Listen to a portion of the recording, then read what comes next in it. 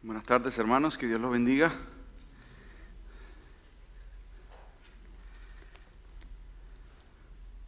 Excelente. Trajeron sus Biblias, ¿verdad? Por favor, voy a pedirles que las abran. Ábranlo en el libro de los Salmos. Ahí vamos a estar en este tiempo. Se acordarán quizás algunos que hace algunas semanas estuvimos considerando lo que usted ve ahí en la pantalla. Yo les hice una invitación a interpretar los salmos ustedes mismos.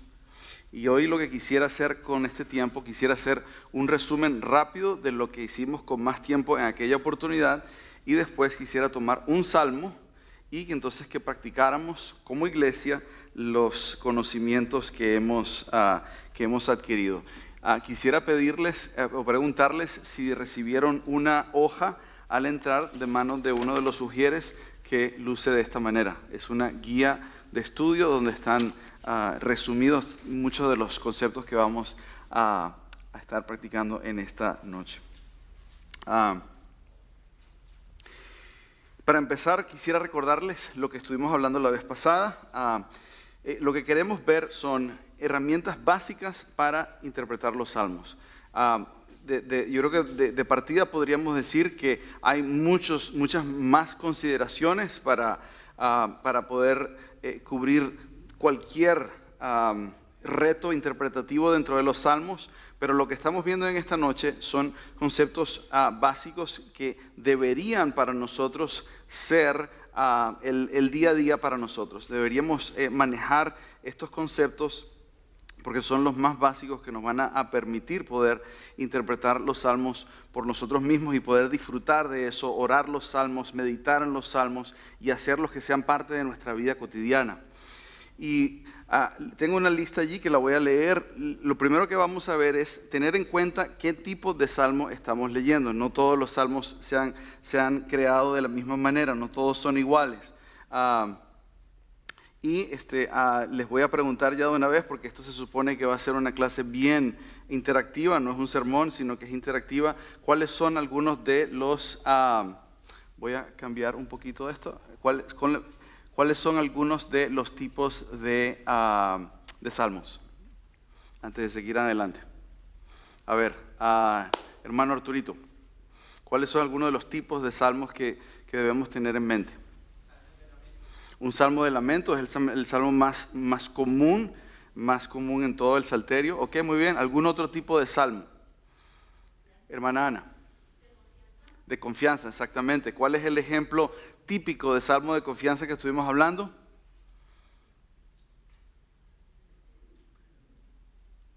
¿Alguien dijo 21? ¿Es en los 20s? ¿En mi edad más o menos? Ok. Salmo de confianza podríamos pensar en Jehová es mi pastor, es el Salmo 23. Muy bien, ok. ¿Qué otro tipo de salmo? Acción de gracias, pero no vean la hoja.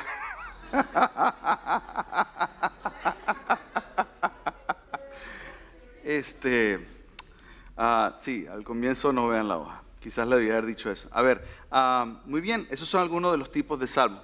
También hay algo que quizás nos pasamos de largo, y eso hoy lo vamos a tomar en cuenta con un poquito más de detenimiento, es allí los salmos tienen un título.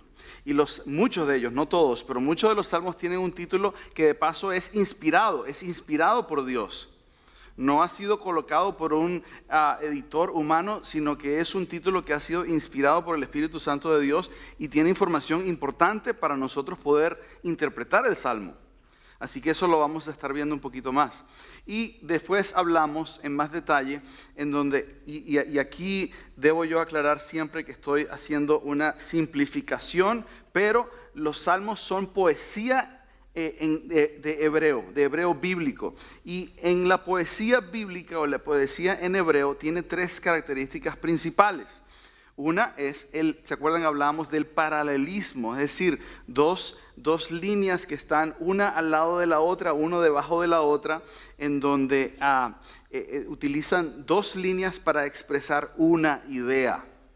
¿Okay? Y eso lo vamos a repasar ahorita en un momento. Pero es importante nosotros entender cómo funciona ese paralelismo. Tenemos dos líneas con información, tenemos dos líneas en el poema y queremos entender cómo se relacionan, qué información, qué debo yo sacar de ese paralelismo. Entonces eso lo vamos a repasar y después vamos a practicarlo en un salmo en específico. También nos dimos cuenta y hablábamos de que en los salmos hay mucha repetición. Es decir, hay muchas cosas que los salmistas repiten una y otra vez. Y cuando los autores hebreos repiten cosas, no las repiten simplemente porque se les olvida y lo están repitiendo. No están repitiendo porque son fastidiosos, sino que están repitiendo porque esa es una manera de enfatizar el punto principal de lo que ellos quieren decir. Y eso se ve no solamente en los salmos, sino que se ve en los proverbios, se ve en los profetas, se ve en la narrativa, etcétera, etcétera, etcétera. La repetición es muy importante, es una manera de una manera didáctica muy importante para los hebreos.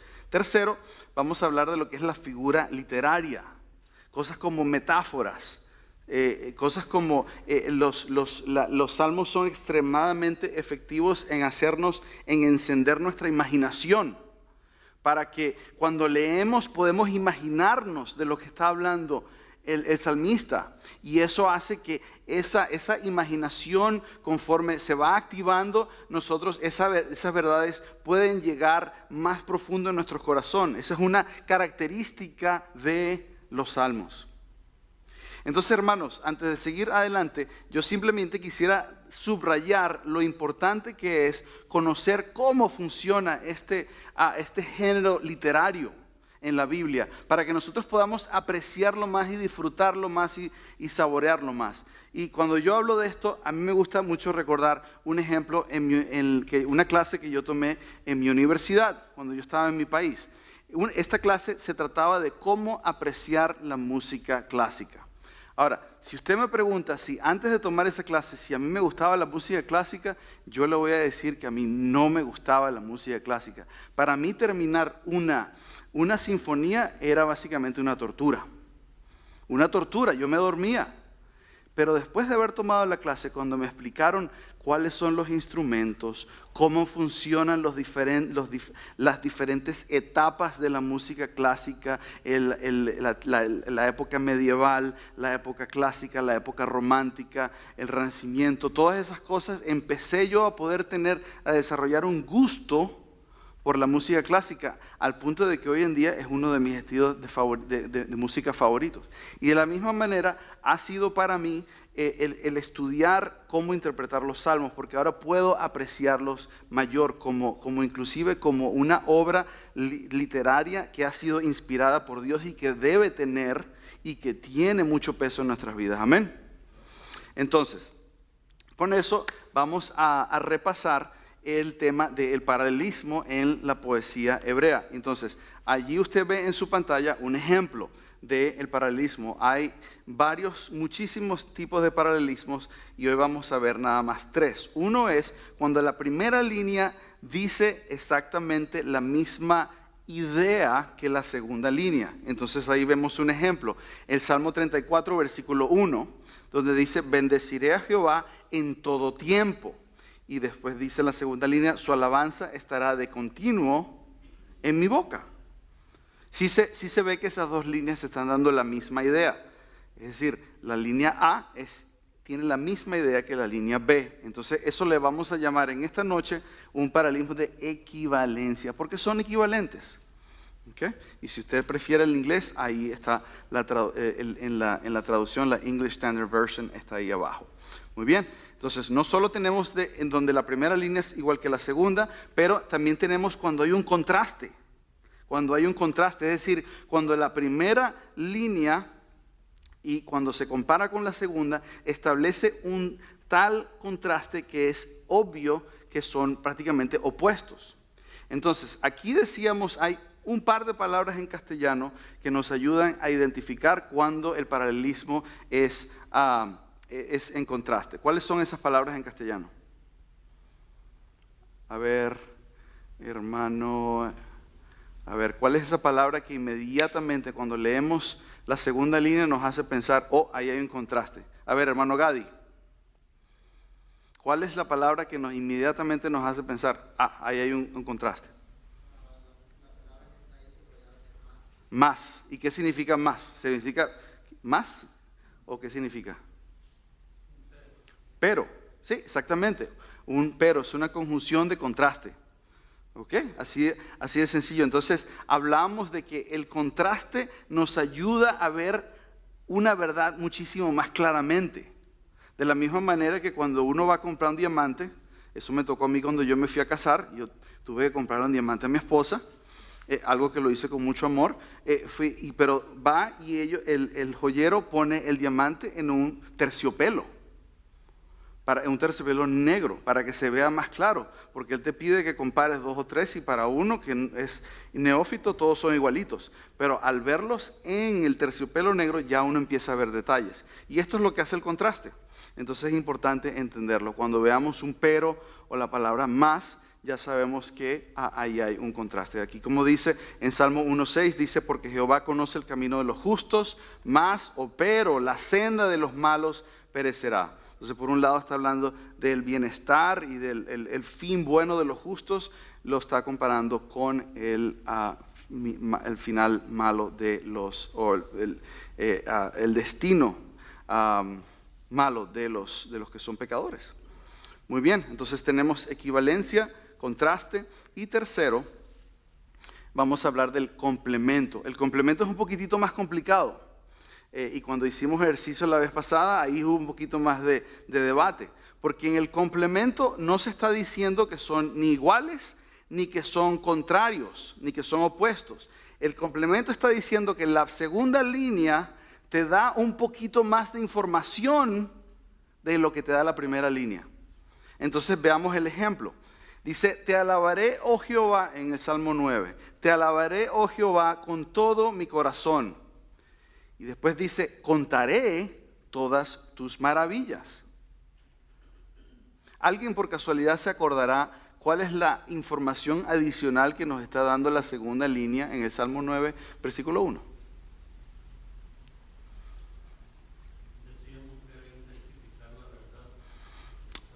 Ok, en este caso no es tanto intensificarla. Creo que está sucediendo. Sí añade, pero ¿qué es lo que está añadiendo? Y así es que meditamos, hermanos, en los salmos. ¿Qué es lo que añade esa segunda línea? Si él está diciendo: te alabaré, oh Jehová, con todo mi corazón, ¿qué es lo que añade la segunda línea? Cuando él dice: contaré todas tus maravillas. ¿Qué?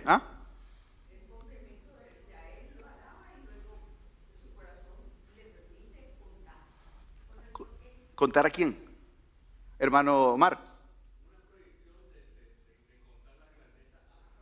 A las personas.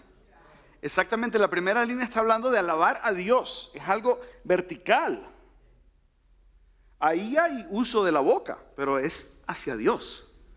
Pero en la segunda línea hay un uso de los labios, pero horizontal a otras personas. Entonces es una idea adicional. Entonces a eso le llamamos un complemento. Un complemento. Cada línea nos da un poquito más de información. ¿Está bien? ¿Alguna pregunta?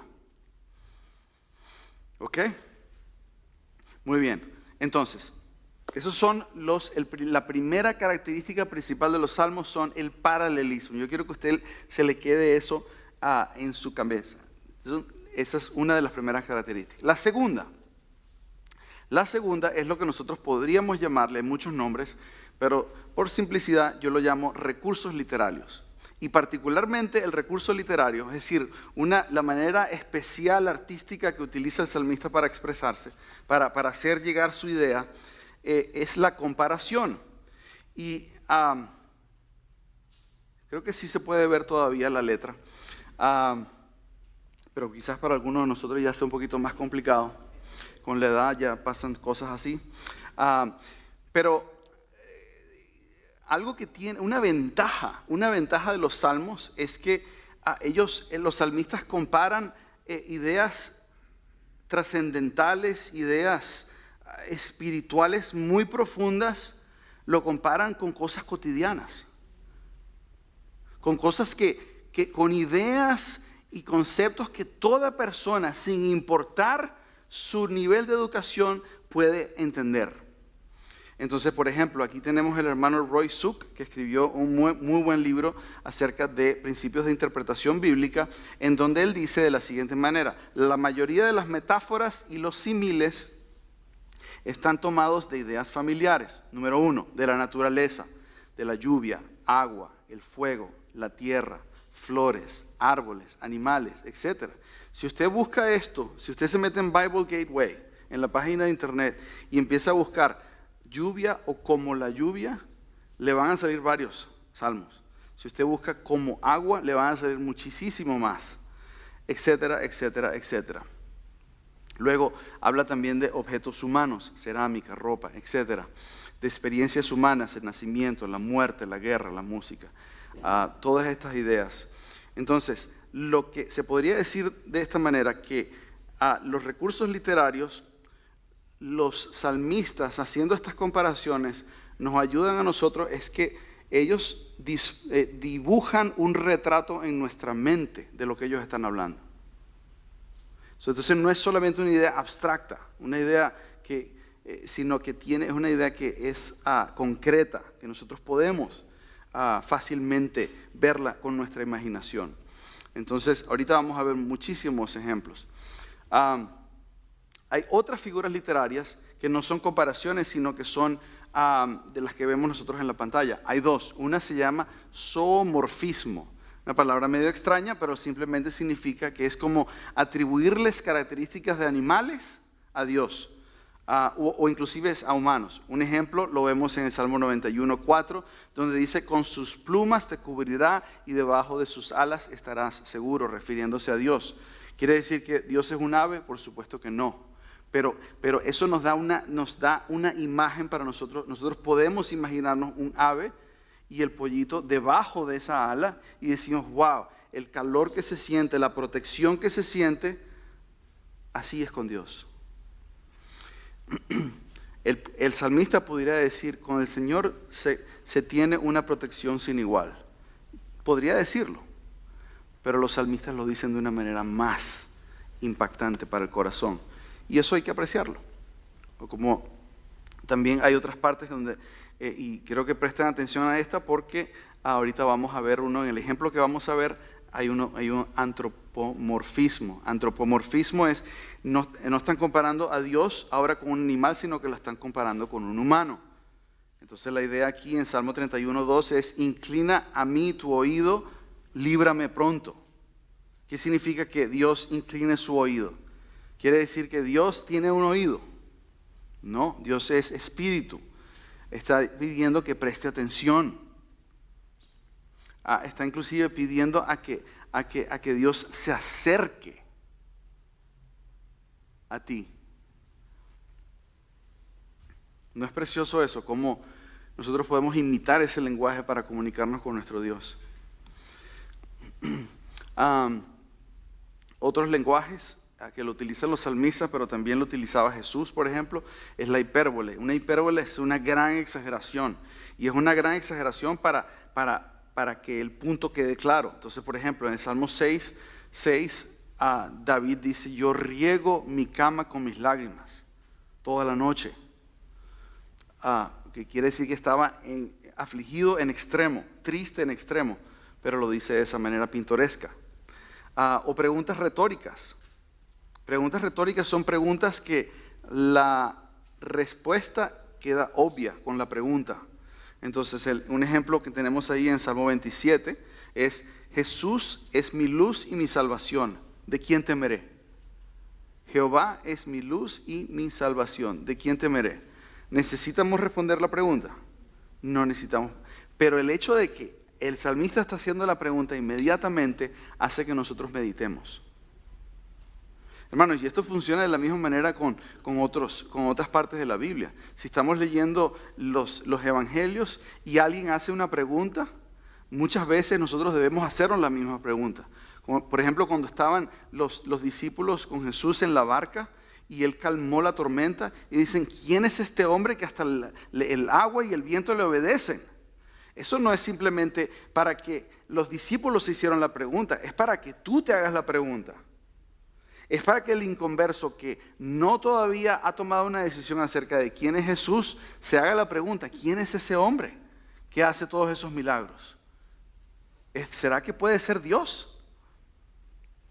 Entonces, para eso son las preguntas retóricas. Entonces el salmista pregunta, Jehová es la fortaleza de mi vida, ¿de quién he de atemorizarme? La respuesta es obvia, es de nadie. Muy bien, ¿alguna pregunta, hermanos? ¿Algún comentario? ¿Estamos bien? Ok. ¿No se están durmiendo? Algunos sí, pero no todos. Qué bien. Entonces, hermanos, vamos a hacer un estudio de caso el día de hoy. ¿Ok? Eso fue rápido, eso fue un repaso de 20 minutos. Eso debe ser un récord. Entonces, abran sus Biblias, por favor, en el Salmo 51. Y lo que vamos a hacer es vamos a tratar de explorar el Salmo 51. Vamos a discutirlo, vamos a hablarlo. Y si Dios quiere y si Jesucristo nos regresa en el interín, este domingo vamos a hacer un sermón acerca del Salmo 51, ¿ok? Pero hoy tenemos la oportunidad de interactuar, ¿ok? Entonces, Salmo 51. Primero lo que vamos a hacer es, vamos a leerlo completo. Vamos a leerlo completo. Ahora, les pregunto yo, ¿por qué será importante leer el Salmo completo? ¿Cuáles son algunas de las razones por las cuales tú podrías decir, oye, es importante leerlo todo y no necesariamente leer tu versículo favorito dentro del Salmo? A ver, ¿alguien? ¿Escucho? El contexto. ¿Nos podrías decir un poquito más, hermano JC, a qué te refieres?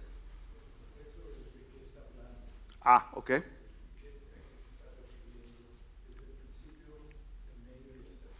Ok, muy bien.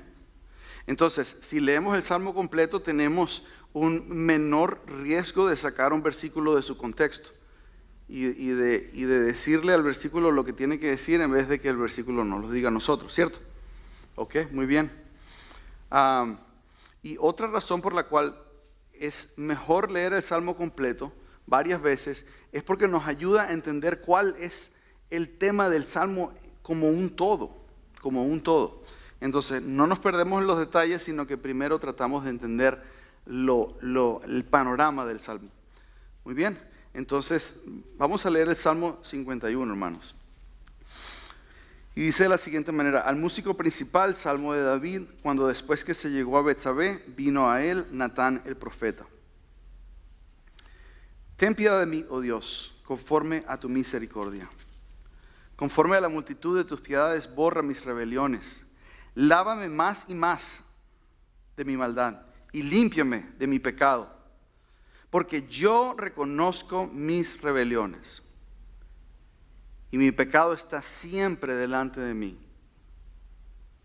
Contra ti solo he pecado y he hecho lo malo delante de tus ojos, para que seas reconocido justo en tu palabra y tenido por puro en tu juicio.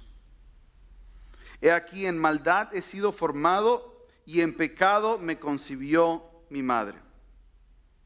He aquí, tú amas la verdad en lo íntimo y en lo secreto me has hecho comprender sabiduría.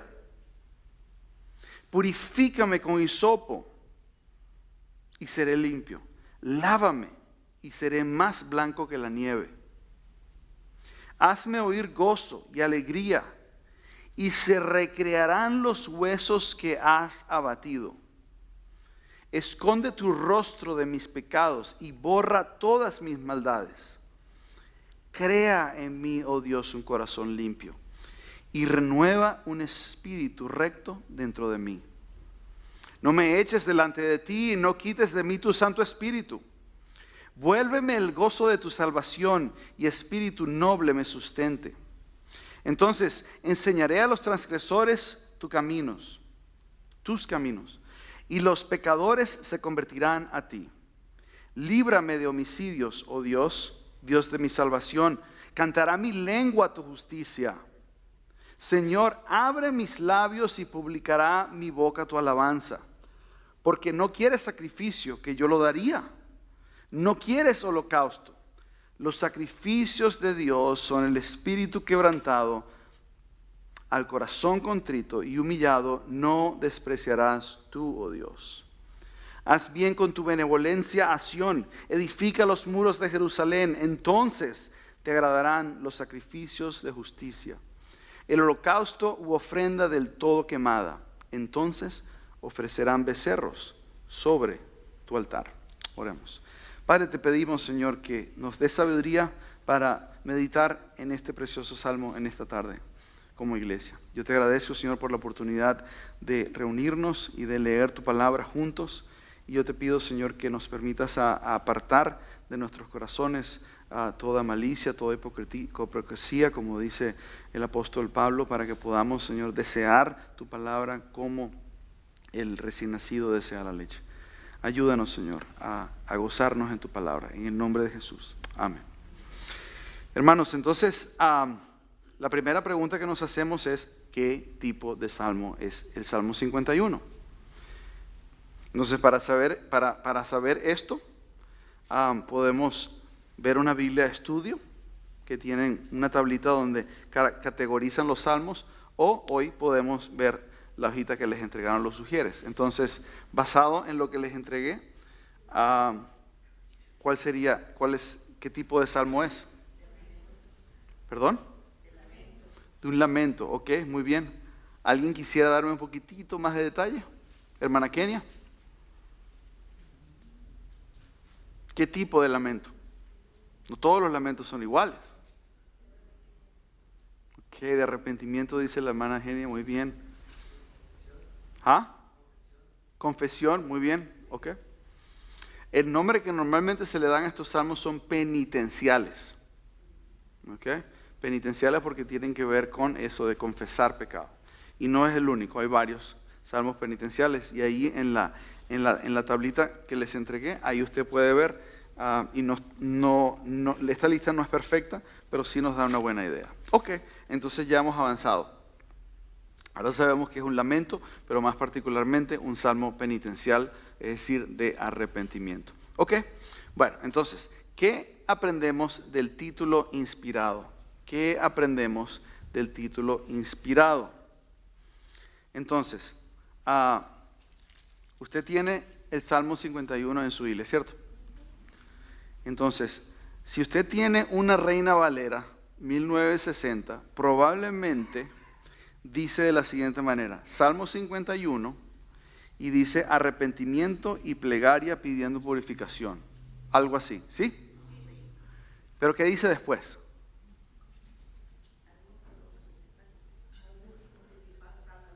Muy bien, dice al músico principal, Salmo de David. Entonces, hermano, aquí quiero que me presten atención. Hay que hacer una diferencia. Eso de arrepentimiento y plegaria pidiendo purificación puede que sea cierto, puede que sea una buena descripción del Salmo, pero eso lo escribió un hombre. ¿Ok? Las letritas que están debajo de eso, que están en chiquitito, lamentablemente en nuestras Biblias no le pusieron un número de versículo, pero deberían tener un número de versículo. ¿Por qué? Porque eso, si usted va y ve en la Biblia hebrea, esa notita donde dice al músico principal, Salmo de David, etcétera, etcétera, está allí. ¿Okay? Quiere decir que ha sido inspirada por el Espíritu Santo de Dios. ¿Sí se entiende? Ok.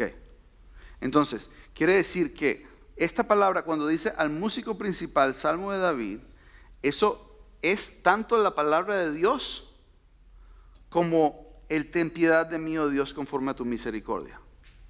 ¿Sí se entiende? Ahora, el arrepentimiento y plegaria pidiendo purificación no lo es. Es un título, es bueno, pero no es un título inspirado por Dios. ¿Sí se entiende la diferencia? Ok, muy bien. Entonces, la pregunta que nos tenemos que hacer es, ¿qué aprendemos del título inspirado? Y ahí yo lo dejo, ustedes me digan, ¿qué aprendemos en el Salmo 51? ¿Qué aprendemos del Salmo cuando dice al músico principal, Salmo de David, cuando después que se llegó a Betsabé, vino a él Natán el profeta? Nos hace pensar y nos lleva al motivo por el cual Ok, la hermana está haciendo alusión al hecho de que ahí el título nos permite a ver qué ocasión o qué situación dio raíz al salmo. Pero, ¿qué más? Muy bien, hermana, ¿qué más? ¿Qué más aprendemos allí? Dice quién lo escribió, nos habla del autor. Nos habla del autor y eso es importante. Eso no los debemos pasar de lado. Hay otros salmos que fueron escritos por Asaf. Asaf fue uno de los que se encargaba de liderar la adoración en el templo. Otros salmos fueron escritos por Salomón. Otro salmo fue escrito por Moisés. ¿Y cómo sabemos nosotros eso? Porque está en el título inspirado por Dios. Entonces es importante para interpretarlo quién lo escribió. ¿Qué más sabemos allí? ¿Qué más información sabemos allí? A ver,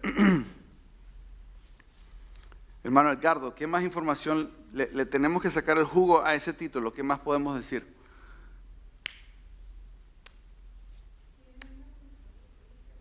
¿Ok? Tiene una función litúrgica. Muy bien, ¿de dónde sacamos eso?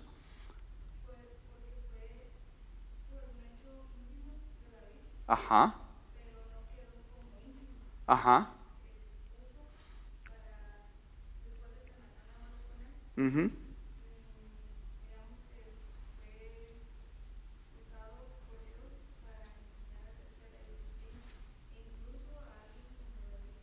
Mu-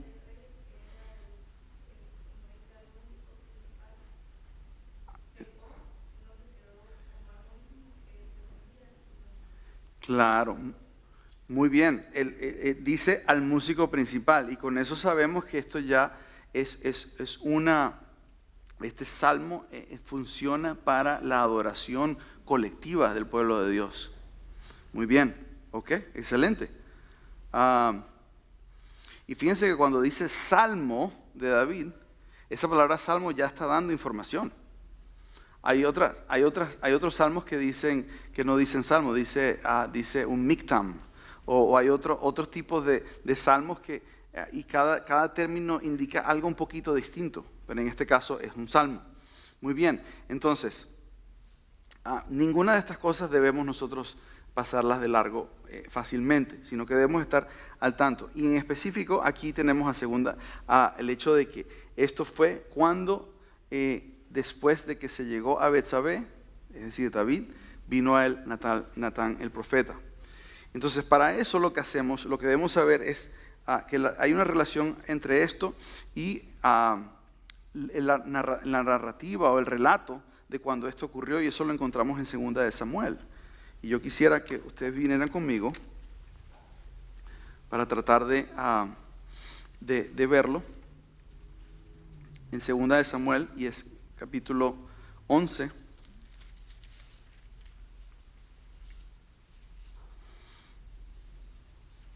Y no vamos a poderlo leer mucho por cuestiones de tiempo, pero quisiera que lo leyéramos directamente del texto de la Escritura. 2 de Samuel, capítulo 11, dice: aconteció al año siguiente, en el tiempo que salen los reyes a la guerra, que David envió a Joab. Joab fue uno de sus generales militares, donde decía: David envió a Joab y con él a sus siervos a todo Israel, y destruyeron a los amonitas y sitiaron a Rabá. Pero David se quedó en Jerusalén. Y sucedió un día, al caer la tarde, que se levantó David de su lecho y se paseaba sobre el terrado de la casa real, y vio desde el terrado a una mujer que se estaba bañando, la cual era muy hermosa. Envió David a preguntar por aquella mujer, y le dijeron: aquella es Betsabé, hija de Eliam, mujer de Urías Heteo. Y envió David mensajeros, la tomó y vino a él, y él durmió con ella. Luego ella se purificó de su inmundicia y se volvió a su casa. Y concibió la mujer, y envió a hacerlo saber a David, diciendo: estoy encinta. Por cuestión de tiempo no sigo leyendo, pero ya saben el resto de la historia. Él conspira en contra de Urías, el esposo de Betsabé, para tratar de matarlo, hasta que por fin lo logra, haciendo de que lo colocaran a él en la primera fila de batalla, para que fácilmente lo lograran matar. Entonces, dice la escritura en el versículo 26, cuando le llega la noticia a ella, dice, versículo 26 de capítulo 11, dice, oyendo la mujer de Urías que su marido Urías era muerto, hizo duelo por su marido. Y pasado el luto, envió David y la trajo a su casa, y ella fue su mujer, y le dio a luz un hijo. Mas esto que David había hecho, y aquí está la clave, fue desagradable ante los ojos de Jehová. Luego se acordarán entonces que inmediatamente en el capítulo 12 Jehová envió a Natán a David y viniendo a él le dijo y le describe una especie de parábola donde él hace el ejemplo de un hombre rico y un hombre pobre y le hace la historia de como que el hombre pobre toma ventaja del pobre y le quita su corderita. Y esto es totalmente una manera indirecta de amonestarlo, una manera indirecta de confrontarlo, donde en el versículo 5, después de haberle relatado esa historia, dice el versículo que entonces, en el versículo 5, entonces se encendió el furor de David en gran manera contra aquel hombre, el hombre de la historia, y dijo a Natán, vive Jehová que el tal hizo es digno de muerte, y debe pagar la cordera con 4 tantos, porque hizo tal cosa y no tuvo misericordia. Entonces Natán dijo a David, tú eres aquel hombre. Así ha dicho Jehová, Dios de Israel, yo te ungí, y aquí le da el profeta relata lo que él había recibido de Dios. Yo te ungí por rey sobre Israel, te libré de la mano de Saúl y te di de la casa de tu señor y las mujeres de tu señor en tu seno. Además te di la casa de Israel y de Judá. Y si esto fuera poco, te habría añadido mucho más. ¿Por qué, pues, tuviste en poco la palabra de Jehová, haciendo lo malo delante de sus ojos? A Urías, Eteo, heriste a espada y tomaste por mujer a su mujer, y a él lo mataste con la espada de los hijos de Amón, por lo cual ahora no se apartará jamás de tu casa la espada. Por cuanto me menospreciaste y tomaste la mujer de Urías, Eteo, para que fuese tu mujer. Entonces dice, así ha dicho Jehová, he aquí yo haré levantar el mal sobre ti de tu misma casa y tomaré tus mujeres delante de tus ojos y las daré a tu prójimo, el cual yacerá con tus mujeres a la vista del sol. Porque tú lo hiciste en secreto, mas yo haré esto delante de todo Israel y a pleno sol. Entonces dijo David a Natán, 2 puntos, pequé contra Jehová. Y Natán dijo a David, también Jehová ha remitido tu pecado, no morirás. Mas por cuanto con este asunto hiciste blasfemar a los enemigos de Jehová, el hijo que te ha nacido ciertamente morirá. Y Natán se volvió a su casa.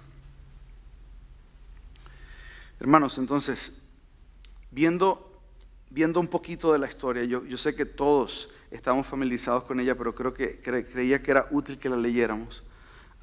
Entonces, veamos los versículos, regresemos al Salmo 51 y veamos versículo por versículo y busquemos estas cosas, busquemos el paralelismo, tratemos de detectar repetición, tratemos de entender la figura literaria. ¿Ok? ¿Están listos? Ok. Aquí en pantalla pueden ver el versículo 1. Entonces, yo quisiera primero preguntarles, ¿qué tipo de paralelismo estamos viendo? ¿Es de equivalencia, de contraste o de complemento? Versículo 1. A ver, hermano Ben, ¿qué te parece? ¿Es de equivalencia, contraste o complemento? Versículo 1. ¿Te parece de equivalencia? Ok. A ver, ¿alguien más quisiera dar su análisis? Fíjense que no dije opinión, su análisis. Allá atrás. ¿Ah? ¿Complemento dices? Ok. ¿Qué está añadiendo la segunda línea a la primera?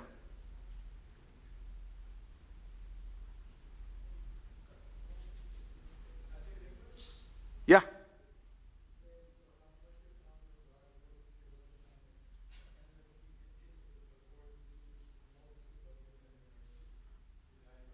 Ajá. So, what is he adding on the second one that he's not saying on the first? ¿Qué es lo que está diciendo en el segundo que no está diciendo en lo primero? Yo creo que sí es de complemento. Y aquí es interesante porque aquí nos obliga, estas preguntitas nos obligan a meditar en el pasaje. ¿Alguien se atreve? ¿Adriana? Yo creo que arriba nos habla de la misericordia, ¿no? Ok, Y abajo nos dice multitud de tus piedades. ok, O sea, nos está enfatizando que es multitud. ok, pudiera ser, muy bien. Aunque, sí, pudiera ser. Yo creo que son lo mismo, sí. O sea, no es la misma palabra, pero es la misma idea. Ya. Yo creo, pudiera ser, pero yo creo que es complemento. ¿Saben por qué? Ok, hermanos, ven, te voy a dar mi proposición de por qué no es equivalente, ¿ok? Primero, él pide misericordia en general, pero después, en la segunda línea, pide una misericordia específica, y es que lo limpie de sus pecados. ¿Sí? Entonces, ¿es Dios capaz de mostrar su misericordia a todos? Por supuesto.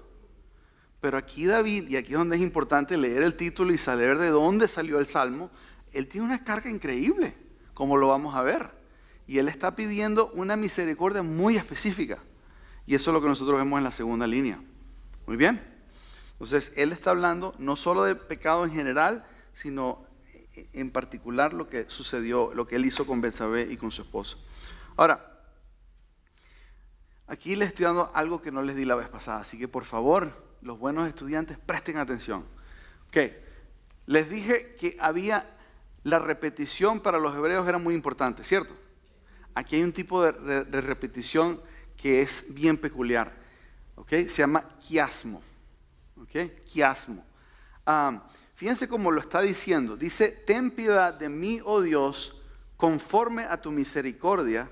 Pero la siguiente línea empieza con lo que termina la primera. Porque dice, conforme a la multitud de tus piedades, borra mis rebeliones. ¿Sí se ve la distinción? Dicho de otra manera, si esto no fuera un quiasmo, sería así. Ten piedad de mí, oh Dios, conforme a tu misericordia. Borra mis rebeliones conforme a la multitud de tus piedades. ¿Sí se entiende? Entonces es como una seguidilla. Como cuando las personas están en las Olimpiadas corriendo y le pasan el batón y ¡pah!, la agarra y siguen una a otra. Entonces, ¿sí se entiende? Porque esto es importante. ¿Alguien tiene alguna pregunta? Hermano Wallman, ¿alguna pregunta? ¿No? ¿Sí se entiende? Ok. La característica del quiasmo, que es una repetición, es que el énfasis que el escritor está poniendo allí no es tanto en la línea A y la A con la comita, A', sino que su énfasis principal es en la B, y en la B'.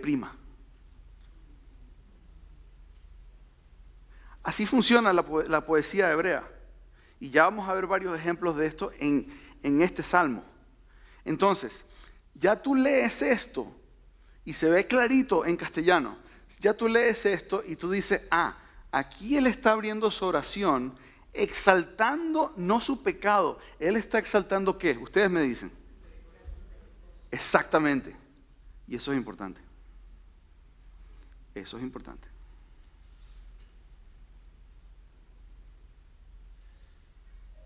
Eso es importante porque cuando tú y yo consideramos nuestro pecado, nosotros debemos inmediatamente ir a quien es Dios. Y eso es lo que la poesía te está tratando, que tú lo veas. No nos los debemos perder. ¿Ok? ¿Está bien? Okay. ¿Alguna pregunta? Do you guys see that very clearly in English? You can't miss it, right? So the point here is that the steadfast love and the abundant mercy is the emphasis at the beginning of the psalm. Okay?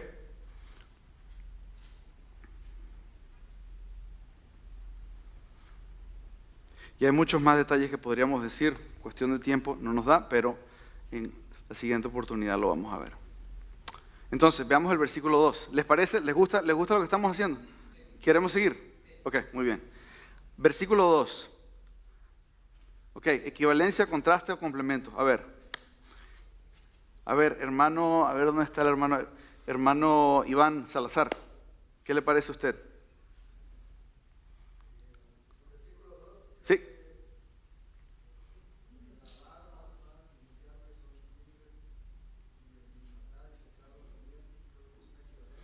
Ok, él dice que es equivalencia. ¿Alguien tiene alguna objeción? ¿A alguien le parece que es un contraste?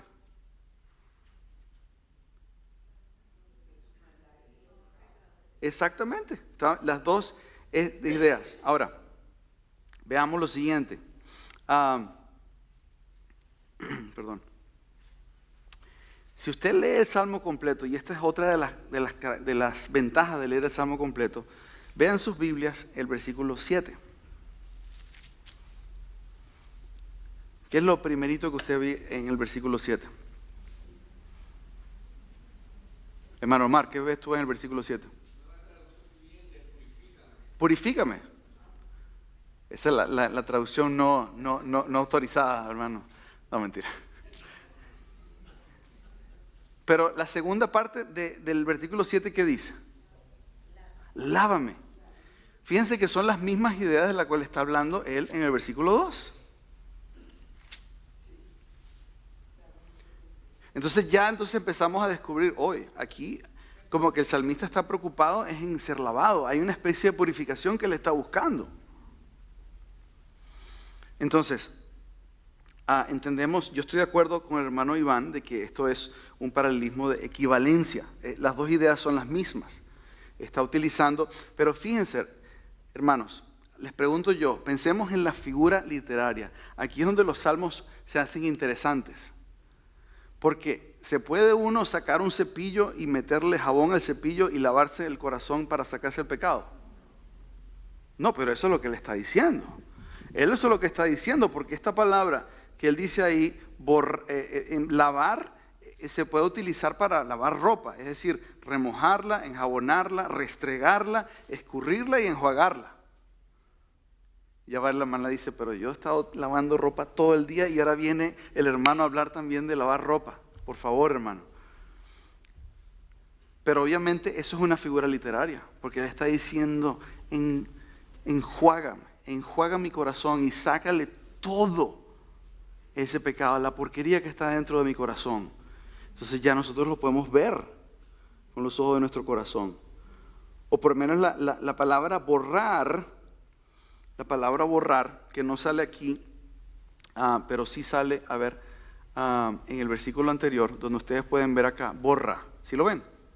En inglés es blot out. Es la idea de agarrar algo que está escrito y de sacarlo del papel, de borrarlo o de sacarlo del papel. Como que alguien tiene tus pecados escritos en un pedazo de papel y él está diciendo a Dios, saca mis pecados de ese libro donde mis pecados están escritos. Entonces, es la idea literaria que está detrás de eso es que Dios lleva cuentas de nuestros pecados. Y lo que su oración está pidiendo es, no lo tomes en cuenta en contra de mí. ¿Ves lo precioso?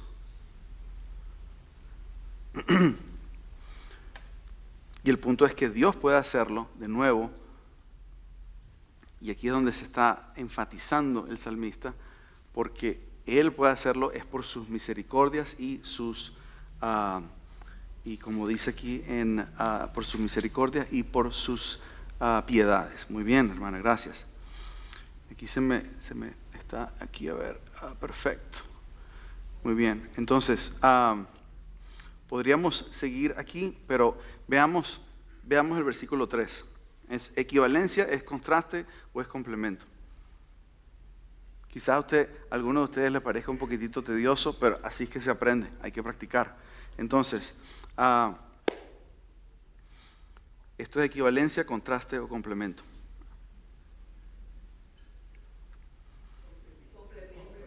Ok, Tenemos varios votos que dicen complemento. Entonces, cuando ustedes dicen complemento, mi pregunta es, ¿qué dice la segunda línea que no tiene la primera? A ver, hermana Kenia, ¿qué dice? ¿Qué dice la segunda línea que no nos dice la primera?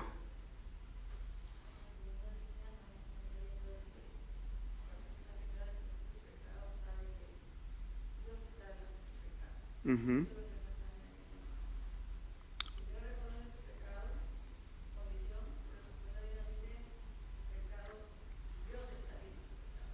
Ok. ¿De dónde sacas eso de que Dios está ahí?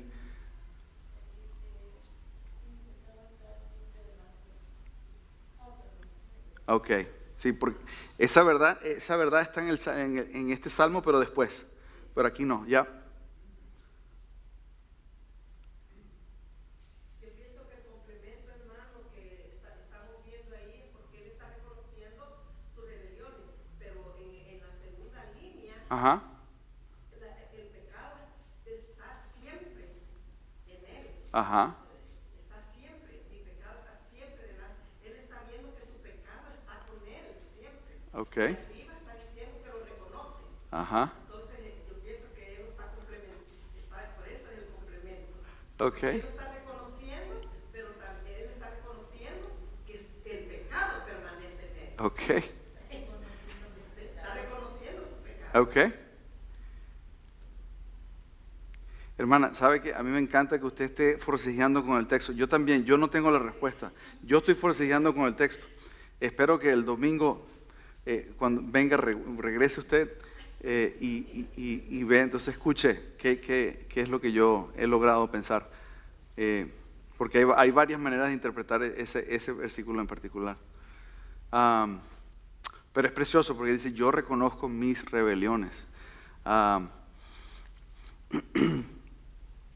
Ahora fíjense, ahora quizás está cambiando la cosa un poco, porque aquí hay otro quiasmo, aquí hay otra repetición, porque está diciendo, porque yo reconozco mis rebeliones y mi pecado está siempre de mí. O sea, al final de la primera línea dice mis rebeliones, que es otra manera de decir pecado, y en el principio de la segunda línea empieza con el pecado. ¿Ok? Entonces, ¿cuál es el énfasis en esa línea? El pecado. Entonces empezó enfatizando la naturaleza de Dios, pero ahora está haciendo algo distinto. Ahora está enfatizando su pecado. Interesante, ¿verdad? Entonces, y vemos que yo creo que debemos entonces ver el versículo 4. Porque en el versículo 4, miren cómo lo dice. Contra ti solo he pecado. Ese es muy enfático esa expresión. Y he hecho lo malo delante de tus ojos. Y después dice, para que seas reconocido justo en tu palabra y tenido por puro en tu juicio. Fíjense que aquí en realidad hay, y no quiero confundirlos, pero aquí en realidad hay tres paralelismos. Hay uno, que es este que usted ve acá. Vamos a ver si puedo sacar este es el primero. ¿Sí lo ven? Esa es la rayita roja. Ese es el primero. Y el segundo es este. Entonces vamos a verlo uno por uno, ¿ok? A ver, si voy a agarrar una víctima nueva. Perdón, un alumno nuevo. A ver, ¿quién? ¿Cuál sería, qué tipo es ¿Es equivalencia, contraste o complemento?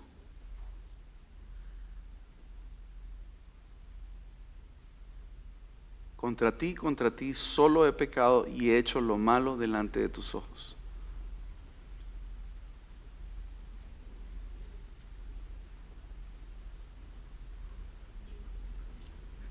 Lo que primero hermana Kim. Complemento, dice la hermana Kim. ¿Qué es lo que la segunda línea crees tú que no dice la primera?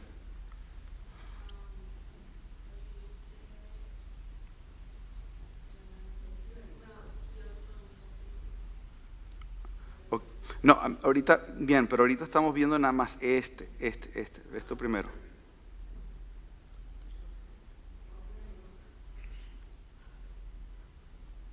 ¿Por qué cree usted que es equivalencia?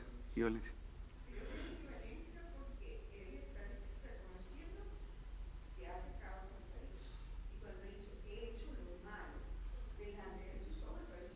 Está diciendo lo mismo. Yo creo que sí. Yo creo que sí. Y fíjense, en la segunda línea, yo también creo que esta segunda línea es equivalencia, porque está diciendo para que seas reconocido justo en tu palabra y tenido por puro en tu juicio. Esa manera de decirlo en la Reina Valera está un poquito quizás confusa. En la Nueva Versión Internacional aclara un poquito el sentido, porque al final dice, por eso tu sentencia es justa y tu juicio es irreprochable. Mucho más sencillo. Entonces, fíjense, ¿ok? Tenemos dos líneas acá. O sea, en realidad tenemos 4 líneas. Tenemos 2 que son equivalentes y esta. Ahora, ¿cuál es la relación entre esta y esta? ¿Es equivalencia o es complemento? O sea, la idea principal de esta línea, de estas 2 líneas, es que él pecó en contra de Dios. Y la segunda está reconociendo que ¿qué? Está reconociendo a Dios. Ajá. Porque dice que sea reconocido justo Ya. en tu palabra. Está reconociendo su pecado y está llevándolo a Dios. Él está reconociendo que Dios es justo. Tiene la razón de que si Dios llama a eso pecado, eso es pecado. ¿Se acuerdan cuando estábamos leyendo en 2 de Samuel? Que Dios le está diciendo, ¿por qué hiciste esto? Después de todo lo que yo te di, hiciste esto. Y él está diciendo, no tengo nada que decir. Jehová, tú eres justo. Entonces, ven, en estas 2 líneas son complementos, porque una le está reconociendo que él pecó contra Dios y la otra está diciendo que lo que Dios está diciendo acerca de él es verdad. Porque se acuerdan que al final él le había dicho que por culpa de él, los enemigos de Jehová blasfemaron en contra de Jehová. Entonces esto no se trata nada más del pecado de él, sino de quién está viendo el pecado. Lo que nosotros en la iglesia le decimos el testimonio. ¿Ok? Muy bien. A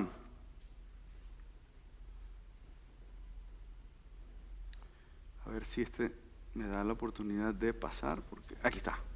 Versículo 5 dice, he aquí en maldad he sido formado y en pecado me concibió mi madre. Es equivalencia, contraste o complemento.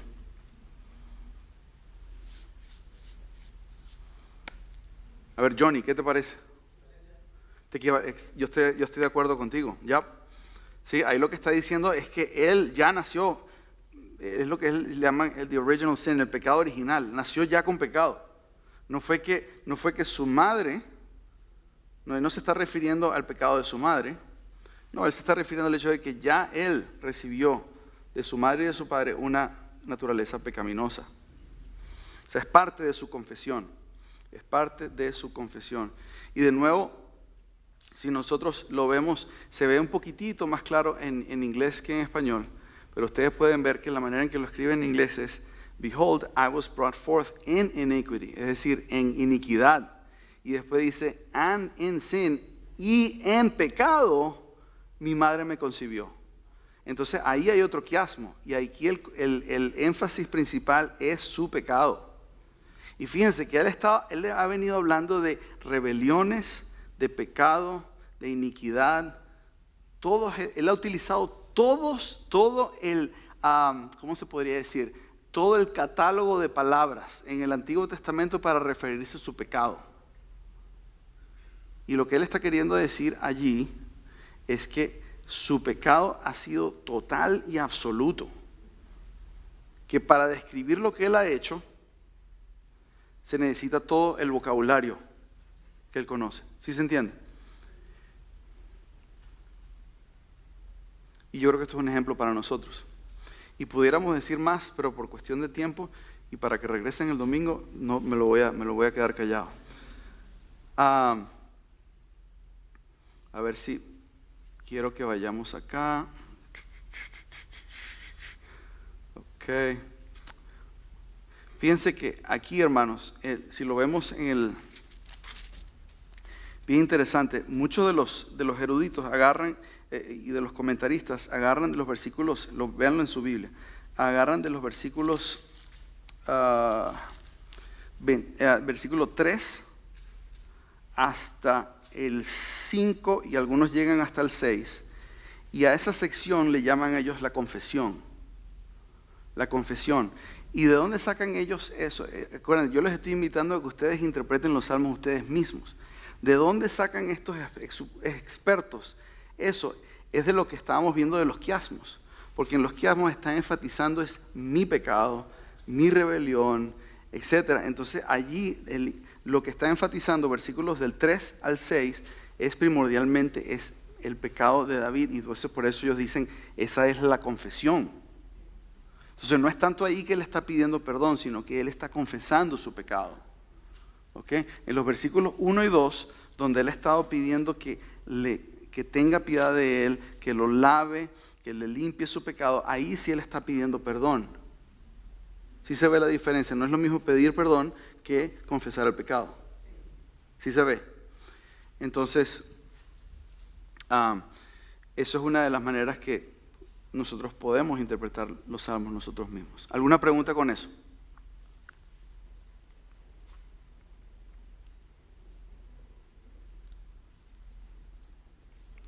Hermanos, este es un salmo muy largo, hay muchísimo más tela que cortar, pero no quiero sobrepasarme de tiempo, ya son las 8:36, así que lo dejamos aquí hasta hoy.